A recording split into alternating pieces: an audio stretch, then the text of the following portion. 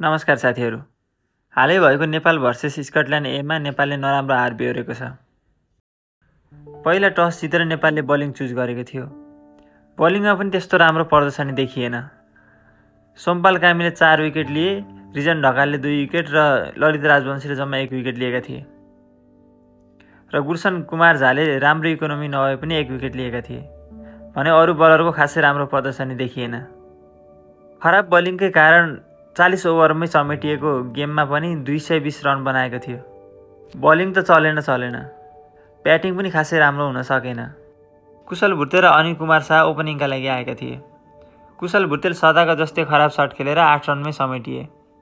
Anil Kumar Shah 0मै out. र केही फर्ममा देखेका भीम सार्की पनि हिजो चल्न सकेनन्। र क्याप्टेनले पनि खासै राम्रो रन निकाल्न सकेका छैनन्।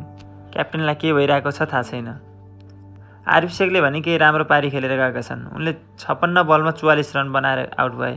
बासिर अहमदबाट भने ठुलो आश थियो, तर उनी पनि चल्न सकेनन्। जम्मा 7 रनमै समेटिए। गुलसन कुमार झाले पनि 10 रन, सोमपाल कामी 2, नन्दन यादव 6, रिजन ढकाल 4, ललित राजवंशी 0मै आउट भए। यही खराब प्रदर्शनकै कारण नेपाल जस्तो नेसनल टिमले पनि स्कटल्यान्डको ए टिमसँग 102 रनले हार्नु पर्यो। यो भन्दा ठुलो कुरा के हुन सक्छ? यस्तै प्रदर्शन चलिरहने हो भने सिडब्ल्युसी लिगको कुनै पनि गेम जित्न गाह्रो छ नेपाललाई। नेपालसँग स्कटल्यान्ड र नेदरल्यान्ड खेल्नेवाला छन्। उनीहरू निकै बलिया राष्ट्र हुन्।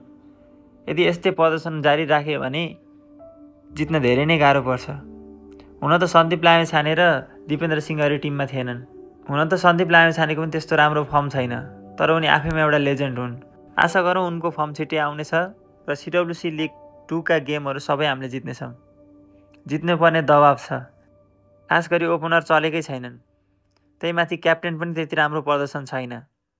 यस्तै प्रदर्शन हुने हो भने हामीले गेम जित्न धेरै गाह्रो छ। तपाईँहरूलाई के लाग्छ? यो बिग्रिएको ब्याटिङ सुध्रेला त? क्यानले आफ्नो तर्फबाट स्यालेरी बढाउने कुरा होस् या नयाँ कोच ल्याउने कुरा होस्, केही कमी राखे जस्तो लाग्दैन मलाई। तर प्लेयर्सको पर्फर्मेन्स भने जेरै छ। के लाग्छ साथीहरू तपाईँलाई? यस्तो पर्फर्मेन्सले सिडब्ल्युसी लिग 2 का गेमहरू जित्न सकिएला त? ब्याटिङ पर्फर्मेन्स हेर्ने हो भने एकदमै 0 छ। बलिङ पनि खस्किँदै गएको छ नेपाली टिमको। तपाईँहरूलाई के लाग्छ कमेन्ट गर्नुहोला।